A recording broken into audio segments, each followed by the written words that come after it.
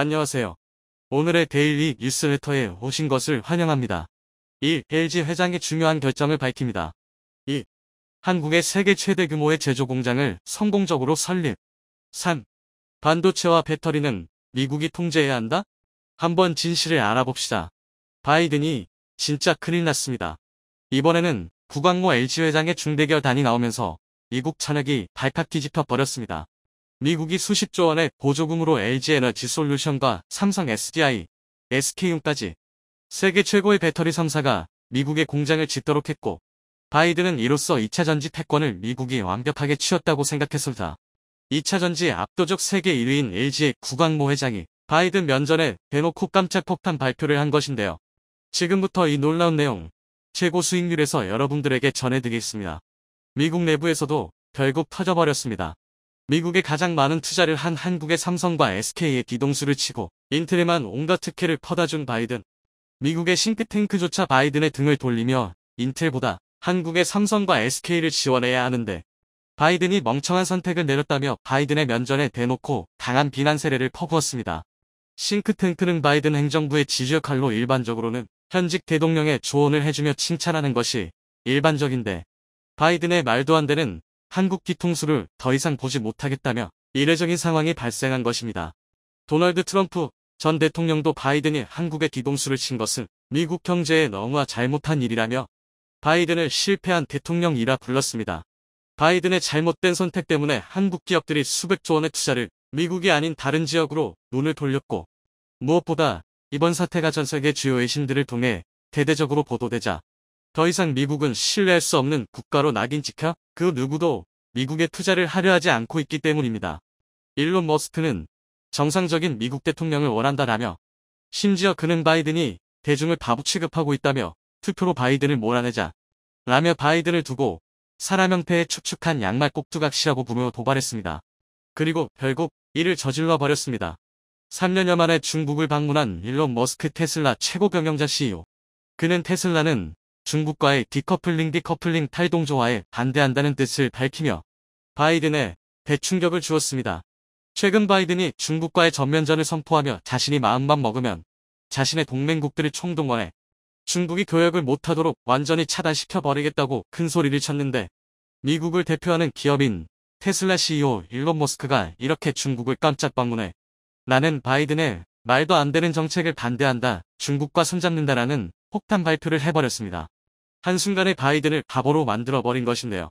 중국 외교부는 30일 머스크 CEO가 베이징에서 친강 중국 외교부장 겸 국무위원과 회동했다고 밝혔습니다.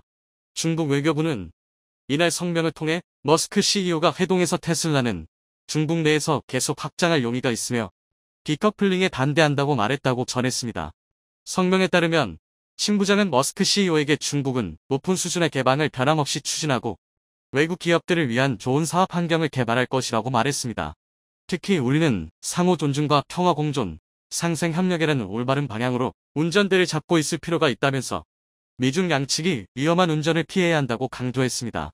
테슬라 상하이 공장은 지난해 전 세계에서 만들어진 테슬라 자동차의 절반 이상을 생산했으며 현재 연간 110만 대를 생산할 수 있는 것으로 알려졌습니다. 미국을 대표하는 기업인 테슬라까지 이렇게 중국과 공개적으로 손을 잡으며 바이든을 우습게 만들어버리자 미국은 너무나 급한 나머지 중국의 국방수장끼리 만나자는 제안을 했지만 중국이 직설적으로 거절하며 바이든의 뒤통수를 제대로 때린 것으로 전해졌습니다. 미 국방부는 성명에서 지난밤 중국은 로이드 오스틴 미 국방장과 리상푸 중국 국무위원 겸 국방부장이 만나자는 우리의 5월 초 초대를 거절한다고 통보했다고 밝혔다고 월스트리트저널 WSJ가 29일 현지 시간 보도했습니다. WSJ에 따르면 미 국방부는 이달 초 중국 측에 6월에서 4일 싱가포르에서 열리는 아시아 안보회의 상그릴라 대화를 계기로 국방장관 회담을 여는 방안을 제안했습니다. 오스틴 장관은 미 국방부장에게 직접 서한을 보내는 등 싱가포르 회담 성사를 위해 상당한 노력을 기울였다고 합니다. 미 국방부 관계자는 중국이 과거에는 막판까지 고위급 회담을 조율하던 것과 비교해 이번 거절은 이례적으로 직설적인 메시지라고 평가했습니다. 미국과 중국은 지난해 샹그릴라 대화 때 국방장관 회담을 진행했는데 글로벌 인공지능 반도체 1위로 전 세계적인 주목을 받고 있는 엔비디아의 젠슨 왕 CEO도 바이든을 향해 바이든의 중국 때리기는 오히려 미국에 엄청난 피해를 입히고 있다며 최대 시장 중 한 곳의 첨단 반도체 칩을 더 이상 판매할 수 없게 되면 미국 기술 기업들이 막대한 타격을 입을 수밖에 없다며 중국 시장이 미국 테크 업계에서 차지하는 비중은 3분의 1 수준. 만약 테크 업계가 중국 시장을 잃으면 우리는 미국에 더 이상 반도체 공장을 지을 필요가 없을 것이라며 중국이 자체 칩 개발에 나서는 점도 우려되는 상황이다. 중국 기업들이 미국에서 칩을 사들일 수 없다면 자체 개발에 나설 것이다. 이는 중국의 반도체 자립만 도와줄 뿐이라며 바이든의 잘못된 정책을 강하게 비판했습니다.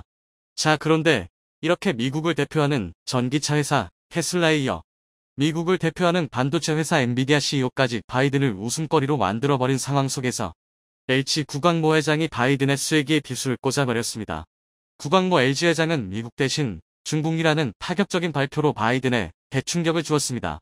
앞으로 미국이 아닌 중국에 수백조 원을 투자할 수 있다는 것인데요. 일론 머스크가 대놓고 바이든을 비판하며 중국에 올인해버리는 상황 속에서 전기차 압도적 세계 1위인 테슬라에 배터리를 공급하는 LG엔솔은 테슬라를 따라 중국에 막대한 투자를 할 수밖에 없습니다. 미국은 한순간에 수백만 명의 일자리와 수백조 원의 투자를 날려버렸을 뿐만 아니라 전기차 공급망 패권을 한순간에 빼앗겨 버렸습니다. 구광모 LG 회장이 이렇게 결단을 내릴 수 있었던 것은 뒤통수 치고 보조금조차 제대로 지급하지 않는 바이든과 달리 중국에서 최근 LG엔솔의 대박 행진이 심상치 않기 때문입니다. LG에너지솔루션의 배터리를 탑재한 지리자동차 산하 폴스타이 2종이 중국 정부가 발표한 신차 목록에 들었습니다.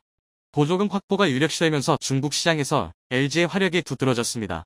중국공업정보화부가 지난 9일 현지 시간 발표한 제369차 도로자동차 제조업체 제품 발표 도로궤동차량 생산기업 급산품 공회 LG에 배터리를 장착한 폴스타이 2종이 포함됐습니다. 폴스타이는 신차 명단에 들며 향후 중국 정부로부터 보조금을 받을 가능성이 높아졌습니다. LG에너지솔루션은 현지 정부의 보조금 혜택에 힘입어 중국 시장에서 대박 행진을 시작했습니다. 실제로 최근 시진핑이 직접 LG 공장을 방문하며 한국에 엄청난 특혜를 약속한 것으로 전해졌습니다. 시 주석은 LG 디스플레이 방문 현장에서 약 1시간 동안 브리핑을 받고 관계자들과 대화하면서 한중간의 우위를 강조하는 덕담을 전한 것으로 알려졌습니다. 시진핑이 2012년 중국 최고 지도자가 된 이후 중국 내 한국계 기업을 방문한 것은 매우 이례적인 일인데요. LG 공장을 방문한 것은 LG에너지솔루션이 앞으로 수백조 원의 투자를 중국에 할 수 있음을 시사하고 있다고 전문가들은 말하고 있습니다. 미국보다 높은 보조금을 주는 것은 물론이고 한국산 자동차도 어디에서 생산됐는지와 관계없이 중국 전기차와 똑같은 보조금을 줄 수 있다는 것입니다. 한국만 특별히 말이죠. LG에너지솔루션은 중국을 제외한 나머지 글로벌 시장에서 압도적인 세계 1위로 승승장구하고 있는데요. 이번에 중국이 LG엔솔 배터리에도 막대한 보조금을 주기 시작하면서 중국 내 판매도 급격히 상승할 것으로 전망되고 있습니다. 자, 그런데 이렇게 한국의 배터리가 초대 막행진을 이어가는 가운데 한국 배터리 제조사에 장비를 납품하던 일본 기업들은 아싸 우리도 같이 대박난다 라며 들떠있는 상황입니다. 자, 그런데 일본에는 엄청난 충격적인 소식이 전해졌습니다. 아바코를 비롯한 한국 기업들이 그동안 일본이 LG엔솔에 공급하던 2차전지 핵심 장비들 빛의 속도로 모두 국산화해버렸습니다. 일본이 한국의 반도체 수출 규제를 하며 일본산 반도체 소재 수출을 중단했을 당시에도 한국이 기적을 만들어내며 그 짧은 시간에 모두 국산화해버렸는데요. 이번에도 일본이 한국의 신성장 동력인 2차전지가 승승장구하는 동안 특히 에코프로 그룹은 양극재와 음극재를 만드는데 필요한 모든 공정을 수직계 열어하여 세계 최대의 생산 공장을 한국에 설립하는데 성공시키면서 최근까지 한국에 납품하던 수많은 일본 관련 회사들이 파산을 피할 수 없어 발칵 뒤집혀버린 것으로 알려졌습니다. 조 바이든 미국 행정부가 주도하는 반도체 불기가 현실화하고 있습니다. 미국 정부는 반도체와 배터리 등을 미국이 지배해야 한다며 한국에 투자하려던 대만 반도체 기업까지 빼앗아 미국으로 돌리는 데 성공했습니다. 이들은 중국과의 경쟁에서 이기려면 미국에 더 많은 회사와 공장을 유치해야 한다고 말하고 있는데요. 미국은 이에 그치지 않고 인센티브 지원을 내세워 미국 메모리 반도체 업체 마이크론에게 미국의 공장을 건설할 것을 권했습니다. 이에 따라 마이크론은 1,000억 달러를 들여 미국 역사상 가장 큰 반도체 공장을 건설하겠다고 밝혔는데요. 한국 돈으로는 약 140조라는 상당히 큰 액수입니다. 그런데 이런 어마어마한 액수를 투자할 수 있는 것도 미국의 지원이 뒷받침되고 있기 때문에 가능한 것입니다. 미국이 지금 중국과 반도체 패권 경쟁을 하기 위해선 미국의 공장을 건설하고 있는 글로벌 기업들에게 더 신경 써야 하는 게 맞는 것 같은데요. 그러나 미국은 글로벌 기업들에게는 투자만 하게끔 유도하고 밀어주는 건 자국 기업입니다. 글로벌 기업들이 자국 기업보다 몸집이 커지는 걸 그다지 달가워하지 않고 있죠. 그런데 최근 삼성이 반도체 부문에서 아예 초격차를 벌려버리겠다며 중대 발표를 해 미국을 당황하게 만들고 있습니다. 어쩌면 미래 반도체 패권 경쟁은 중국 대 미국이 아닌 한국 대 미국이 될지도 모르는 상황인데요. 오늘은 이에 대해 자세히 살펴보도록 하겠습니다. 요즘 미국 바이든 정부는 중국 반도체 굴기싹을 자르기 위해 반도체 공급망 개편에 혈안이 되어 있습니다. 엔비디아, AMD의 AI용 반도체 수출 규제에 이어 반도체 장비까지 중국으로의 수출을 막고 있죠. 2020년엔 10나노미터 이하 공정에 사용하는 반도체 장비를 중국 1위 파운드리 업체인 SMIC에 판매 금지를 했었는데요. 이번엔 14인의 명예하 공정용 반도체 장비의 중국 수출을 금지하면서 규정을 강화시켰습니다. 짐 루이스 전략국제문제연구소 시시스 기술 분야는 이에 대해 이번 전략은 중국을 질식시키는 것이다라고 평가했습니다. 이어 중국은 이제 이런 것들을 만들 수 없고 제조 장비도 만들지 못한다고 설명하기도 했는데요. 이처럼 미국은 중국의 약점을 반도체로 보고 중국이 반도체 패권을 쥐지 못하게 대응하고 있습니다. 한편 미국이 이렇게까지 중국을 견제하는 이유는 현재 전 세계 파운드리 시장 점유율에서 미국의 점유율이 점점 줄어들고 있기 때문입니다. 이에 반해 중국 업체는 해마다 점유율이 늘고 있어 미국의 반도체 위기감 고조에 어느 정도 기여를 했죠. 그렇기 때문에 이러한 점으로 인해 반도체 장비 수출을 막고 중국을 더욱 압박하려는 것 같은데요. 미국이 반도체 패권을 쥐려는 의도는 알겠으나 미국의 이런 행동으로 인해 피해를 보는 건 중국뿐만이 아닙니다. 미국의 이러한 조치에 한국도 피해를 보고 있는데요. 우선 중국의 반도체 공장을 둔 삼성전자와 SK하이닉스도 직접적인 영향을 받게 될 것으로 보여집니다. 추후 신규 공정 적용을 위해선 장비 업그레이드와 공장 라인 확장 시에도 추가 장비가 필요한데 중국에 있다는 이유만으로 장비 수입을 하지 못하게 될 수도 있기 때문입니다. 특히 SK하이닉스는 올해 인텔로부터 낸드 사업부를 인수했었는데요. 이에는 중국 공장도 포함되어 있습니다. 사업부를 매각하기 전 인텔과 바이든 정부 간에 모종의 합의가 있었던 게 아닌가 의심이 되는데요. 그런데 한국은 중국 공장 거래 관해서만 피해를 입고 있는 게 아닙니다. 최근 미국은 한국의 반도체 공장을 지으려던 대만 기업에게 인센티브를 약속하며 미국으로 데려가기까지 했습니다. 이 대만 기업은 세계 3위의 실리콘 웨이퍼 생산 기업인 글로벌 웨이퍼스인데요. 사실 대만 기업은 원래 독일에 지으려다가 한국에 새 공장을 짓기로 결정했습니다.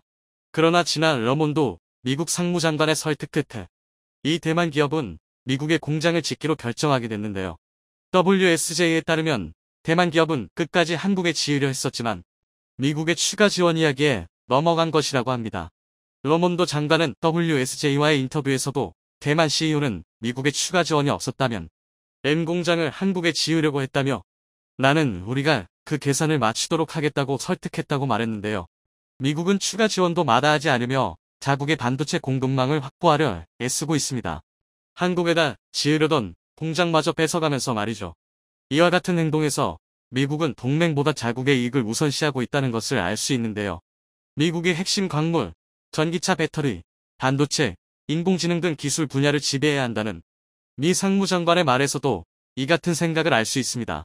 그렇지만 미국 정부가 미국 내에 글로벌 기업들의 투자를 유도하고 있긴 해도 결국 최종적으로 밀어주는 건 자국 기업인데요.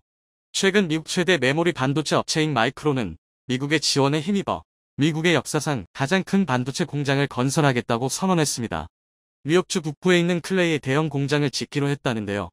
미국이 파격적 인센티브를 이야기하자 그동안 아시아에서 반도체를 생산해온 마이크론은 미국으로 생산시설을 유턴한 것으로 보입니다. 마이크론이 추진하고 있는 신공장은 반도체 클린룸 크기만 미식 축구장 40개를 합한 규모인 240만 제곱피트에 달하는데요. 마이크론 최고 경영자는 미국의 지원이 없었다면 이 같은 결정을 내리지 못했을 것이라며 미국 투자에 대해 솔직하게 말했습니다. 마이크론은 이번 투자를 통해 정부에서 최대 30억 달러의 보조금과 25%의 세액 공제를 받게 되고 뉴욕주에서도 별도로 55억 달러의 지원책을 받는다고 합니다. 한국 기업에게 했던 대우와 너무 다른데요. 한국 기업에겐 제대로 된 지원금 약속조차 해주지 않으면서 미국 기업에겐 엄청난 인센티브를 제공해주고 있습니다. 한편 현재 업계에선 마이크론의 이런 계획과 함께 한국 반도체 기업에 대한 우려 섞인 목소리가 나오고 있습니다. 마이크론이 반도체에 어마어마한 규모의 금액을 쏟아붓는 만큼 여태 한국 기업이 주도해온 디램과 낸드 플래시 등 메모리 반도체 시장의 주도권이 뒤바뀔 수도 있다는 것인데요. 미국이 메모리 반도체 시장에서 확실한 주도권을 갖기 위해 삼성이 아닌 마이크론에 투자한다는 말도 나오고 있습니다. 이런 우려처럼 마이크론이 이렇게 반도체 사업에 막대한 투자를 하게 된다면 글로벌 공급망 시장에서 한국의 영향력은 줄어들 수도 있을 것입니다. 마이크론이 미국이라는 막대한 자본을 얻고 있는 만큼 따라잡는 속도는 굉장히 빠를 것으로 예상되는데요. 그러나 이런 우려를 예상이라도 한 듯 최근 삼성전자가 반도체 부문에서 초격차를 벌리겠다는 중대한 발표를 했습니다. 전 세계적으로 메모리 반도체 시장이 위축하는 상황이지만 삼성전자는 자신감을 보였는데요. 삼성전자 측은 메모리 생산량을 줄이지도 않을 것이며 현재 감산 논의 또한 없다고 전했습니다. 현재 삼성전자는 전 세계 메모리 반도체 1위를 차지하고 있으며 작년 기준 글로벌 디램 시장에선 점유율 45%, 낸드 플래시 시장에서는 점유율 34.9%를 차지했죠. 그만큼 큰 영향력을 행사하고 있는데요. 삼성전자는 차세대 제품을 지속적으로 내놓아 기술력을 바탕으로 앞으로 시장 영향력을 확대하겠다고 밝혔으며 2030년에는 첨단 낸드 플래시를 개발해 경쟁 업체들과 격차를 더욱 벌리겠다는 각오 또한 내비쳤습니다. 마이크론이 지난 7월에 232단 낸드 플래시 양산을 발표한 것에 비하면 삼성의 첨단 낸드 플래시는 차원이 다른 기술인데요. 첨단 낸드 플래시를 내놓는 순간 메모리 반도체 분야에서 삼성을 따라잡을 기업은 거의 없을 것으로 예상됩니다. 삼성전자 부사장은 이에 대해 현재 삼성전자는 낸드 플래시를 300단까지 올리는 게 충분하지만 여기서 그치지 않고 초격차를 벌리기 위해 삼성만의 혁신 기술로 첨단 낸드 플래시를 만들겠다고 설명하기도 했습니다. 또한 삼성전자는 갈수록 다양해지는 고객의 요구를 충족하기 위해 메모리 반도체 설계 단계에서 고객과 협업해 최적화된 제품을 만들기 위한 방안도 내놓고 있다는데요. 최근 메모리 구조는 복잡해졌고 고객들마다 자신들의 서비스에 맞는 메모리 설계를 요구하고 있으니 삼성은 기술력으로 이를 맞춰 제공하는 삼성 메모리 리서치 센터를 만들 것이라 합니다. 삼성전자는 모바일 칩, 이미지 센서, 전력 반도체 등 900여 개의 제품을 모두 만드는 기업으로 고객이 원하는 반도체가 모두 있어 원스톱 쇼핑이 가능한 유일한 업체입니다. 기술력의 차이가 더 벌어진다면 삼성을 따라잡을 이는 없을 것으로 보이는데요. 이대로면 미국은 반도체 패권 경쟁을 중국이 아닌 한국과 해야 될지도 모르겠습니다. 미국은 이를 생각해 메모리 반도체 분야를 키우려 마이크론을 미국으로 데려온 것 같지만 삼성전자가 초격차를 벌리겠다고 발표했으니 어떻게 될지는 두고 봐야 할 것 같습니다. 최근 메모리 반도체 시장의 위축으로 마이크론은 미국 공장 건설 건과는 관련 없이 내년 설비 투자는 30%를 감축하고 공장 가동률을 낮출 것이라고 말했는데요. 그 사이에 삼성과 마이크론의 격차는 더욱 벌어질 것으로 전망됩니다. 한편 미국은 이 와중에도 한국 기업에겐 지원 문제에 대해 말을 꺼내지 않고 있습니다.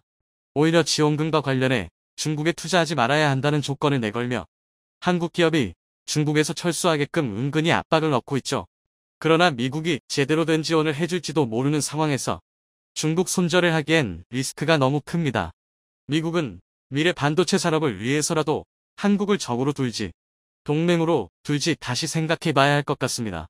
최근 미래 반도체 산업을 눌러싼 미국과 중국의 패권 다툼이 더욱 격화되는 가운데 전당대회를 성공적으로 마친 중국의 시진핑이 새롭게 발표한 국가전략계획에서 대만 통일을 반드시 실현하고 필요한 경우 무력 사용도 강행한다는 방침을 세워 이를 둘러싼 국제사회의 우려가 나오고 있습니다. 게다가 중국의 전당대회 직후에 발표된 토니 블링컨 미국 국무장관의 브리핑에서 중국은 현재 대만과의 적대적인 현상 유지를 더 이상 받아들일 수 없다는 결론을 내렸고 강압적이고 강제적인 방법을 동원해 대만 통일의 목표를 달성하기 위한 방안을 검토하고 있다고 밝혔습니다. 이번 전당대회를 통해 확인된 중국의 정책이 대만에 대한 무력 통일까지 고려하고 있다는 점에서 유사시에 대만과 관련된 글로벌 반도체 기업들이 큰 대가를 치를 것이란 우려가 나오고 있습니다. 특히 대만의 반도체 기업 특성상 글로벌 업체들로부터 반도체 설계도와 정보를 넘겨받아 생산해주는 파운드리 시스템을 도입하고 있기 때문에 대만의 TSMC를 비롯한 다수의 반도체 업체들이 중국 영향권으로 넘어간다면 글로벌 기업들의 기술이 총집약된 반도체 설계도가 통째로 중국으로 넘어갈 수 있다는 우려가 나오는 상황을 자세히 알아보겠습니다. 최근 대만 TSMC의 파운드리 점유율이 소폭 상승하며 이 삼성전자와의 격차를 더욱 벌리고 있는데요. 삼성전자는 지난 6월 세계 최초로 GAA 기술이 적용된 3나노 공정의 양산을 시작하는 등 기술력만으로 TSMC를 압도하고 있습니다. TSMC는 지난 9월 안으로 3나노 반도체를 양산하겠다는 입장이었지만 반도체 장비 배송 문제와 다른 반도체 생산으로 수요가 몰리게 되어 내년 초까지 3나노 양산을 미룬 상황입니다. 작년에 열린 컨퍼런스에서도 TSMC의 기술진은 3나노 양산에 어려움이 있다고 실토하면서 기존의 2년 주기로 신공정을 양산하던 것과 다르게 더욱더 많은 시간이 소요되고 있다는 입장입니다. 그만큼 3나노 양산엔 생각보다 많은 기술적 어려움이 있는 것으로 보이는데요. 그럼에도 삼성은 지난 6월 3나노 양산에 성공해 이미 고객사들에게 제품을 납품하고 있습니다. TSMC는 사업 초기인 80년대부터 위탁 생산, 파운드리만을 전문으로 다퉜지만 삼성전자는 2010년대 들어서나 파운드리의 시장이 커지자 본격적으로 시장에 진입한 후발주자였습니다. 공식적으로는 2017년 5월경 삼성전자 파운드리 사업부를 신설하며 5년차의 신생업체나 다름없는 상황이지만 그럼에도 파운드리의 원조 TSMC보다 앞서 나간 기술력으로 반도체를 생산하고 있습니다. 하지만 최근의 사업 근황을 보면 삼성전자 파운드리는 업계 2위지만 16%대 점유율을 기록하며 50%대의 TSMC와는 큰 차이를 보이고 있습니다. 그 이유 중 하나로 지목되는 것은 삼성은 종합 반도체 회사로 아무리 좋은 기술력이 있어도 삼성 파운드리에게 반도체 주문을 맡기는 고객사들의 반도체 설계도와 성능 향상의 핵심 기술이 삼성 쪽으로 넘어갈 수 있다는 점입니다. 대표적으로 애플의 경우 아이폰에 탑재되는 스마트폰용 CPU 생산을 대만의 TSMC에게 전량 맡기고 있습니다. 스마트폰 시장에서 삼성과 경쟁하고 있기에 CPU 설계도를 삼성 파운드리에게 건네주면서까지 생산을 맡긴다는 건 애플 입장에서 내키지 않을 수 있는데요. 하지만 TSMC의 경우는 삼성처럼 중압 반도체 회사가 아니니 오로지 파운드리 위탁 생산만 하기 때문에 설계도의 성능 향상을 위한 핵심 기술을 건네주더라도 자신들과 경쟁하지 않는다는 이점이 있습니다. 업계 전문가들 역시 삼성은 종합 반도체 회사이기에 TSMC를 압도하는 기술력이 있어도 파운드리 업계에서 환영받지 못한다고 지적하고 있습니다. 하지만 최근 글로벌 기업들이 자신들의 기술적 보완을 이유로 TSMC를 시장 점유율 1위로 만들어준 대가를 톡톡히 치를지도 모른다는 우려가 나오고 있습니다. 앞서 말한 것처럼 중국의 전당대회에서 더 이상 대만과 통일을 미룰 수 없다는 주장이 나왔기 때문인데요. 특히 세계 1위 부자로 등극한 테슬라의 일론 머스크마저 중국과 대만을 일국강제 방식으로 통일하자는 제안을 하는 등 미국에서도 대만 관련한 리스크를 최대한 줄이려는 움직임을 보이고 있습니다. 일국강제는 중국이 홍콩을 흡수하던 방식으로 대만을 중국의 특별행 정부역으로 만들자는 주장입니다. 머스크가 뜬금없이 이런 주장을 하는 이유가 있는데요. 머스크가 운영하는 세계 최대 전기차 회사인 테슬라는 자율주행 시스템을 비롯한 각종 첨단 기능으로 대민 TSMC의 반도체를 대량으로 구매하고 있습니다. 그런데 지금처럼 중국과 대만의 갈등이 증폭되어 러시아, 우크라이나처럼 무력 충돌이 생긴다면 향후 몇 년간 테슬라 차량에 공급될 반도체 칩이 부족해 정상적인 경영활동이 불가능해진다는 것입니다. 안 그래도 지금 차량용 반도체 수급이 불안해 신차 출고 기간이 기본 1년에서 평균 2년까지 늘어난 상황에 중국과 대만의 충돌은 글로벌 기업들에게 최악의 상황이 될 수밖에 없습니다.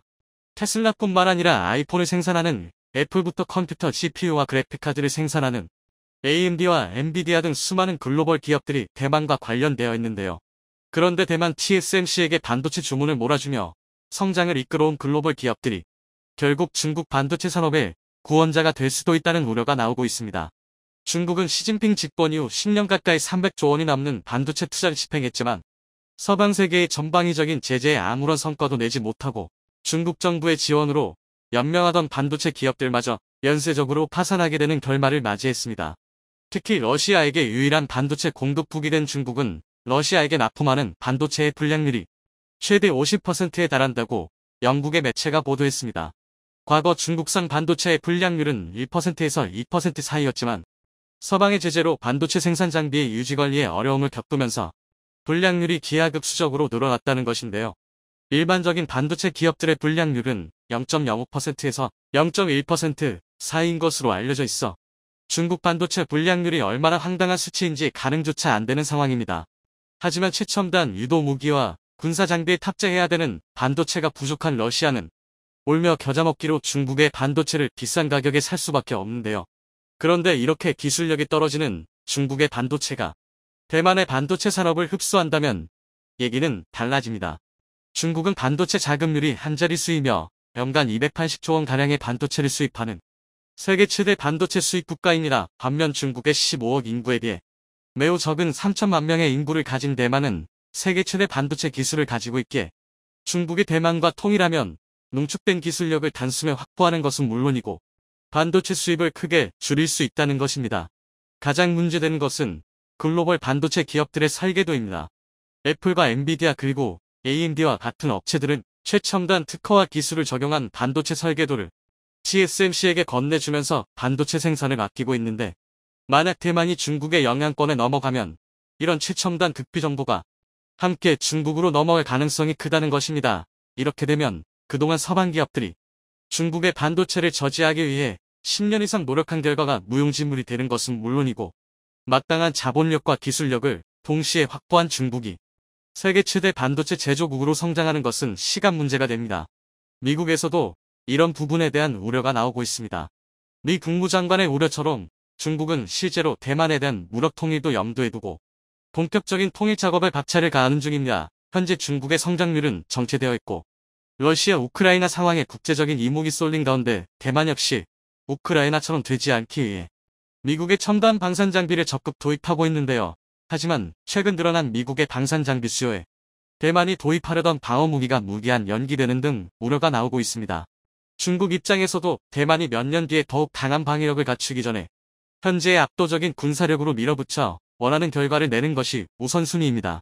게다가 중국 지도부에선 반도체 없이는 양질의 성장이 불가능하다고 판단해 첨단 산업의 뿌리가 되는 반도체 산업을 국가 기반 산업으로 깔고 가야 한다는 입장이지만 현재 국제사회의 제재 속에 제대로 된 반도체 장비조차 반입하지 못하는 중국이 제대로 된 반도체 산업을 육성하기란 사실상 불가능에 가깝다는 뜻이며 결과적으로 반도체 자립을 못하게 된 중국은 성장률의 한계가와 더 이상 경제 성장을 이루기 어려워진다는 뜻입니다.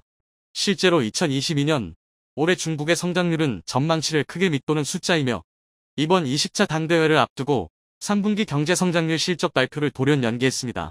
만약 3분기 성장률이 좋았다면 시진핑 정권의 홍보 차원에서 발표를 했을 텐데 전당대회 이후로 성장률 발표를 미뤘다는 점에서 시장 예상치를 훨씬 하회하는 결과가 나왔을 것으로 많은 사람들이 예상하고 있습니다. 중국의 성장률이 정체되고 출산율도 급격히 낮아지자 중국의 고위 당국자들은 더 이상 중국이 미국을 압도할 정도로 성장하기란 무리라 판단하며 현재의 중국이 가장 강력하고 앞으로는 쇠퇴할 수밖에 없다는 판단에서 최대한 빠른 시일 내로 대만을 확보해야 안정적으로 흡수 통일이 가능하다는 입장입니다. 중국이 지금보다 시간을 더 끄는 경우 미국의 군사력은 중국이 발전한 것보다 더 커지며 대만의 방어체계 시스템은 더욱 튼튼해지고 대만의 경제력과 국제적인 영향력마저 지금보다 더 커지는 결과를 낳게 돼 여러 가지로 중국에겐 지금이 가장 빠르고 대만 통일을 실현시킬 수 있는 유일한 시간입니다. 게다가 중국의 국제적인 대만 고립작전은 더욱 강력해지고 있습니다. 대만은 중국의 영향으로 인해 국제연합 유엔의 회원국으로 참여하지 못하고 있을 정도로 국제적인 외교나 영향력에서 크게 벗어나 있습니다. 유엔 회원국이 아니라는 점은 국제적인 분쟁이나 충돌이 발생할 시에 유엔의 정당한 개입을 받지 못하는 걸 의미합니다. 이렇게 대만의 국제적인 영향력은 열악하고 지금처럼 대만에게 반도체 주문을 몰아준다면 결과적으로 언젠간 큰 대가를 치를 것입니다. 반면 한국의 반도체는 앞서 나간 기술력으로 신뢰받는 것은 물론이고 대만처럼 군사 정치적으로 위기에 있는 게 아니라 스스로 지킬 만한 힘을 보유하고 있기에 앞으로도 대만을 뛰어넘어 세계에서 가장 신뢰받고 정직한 반도체 기업이 될 수 있다고 보여집니다.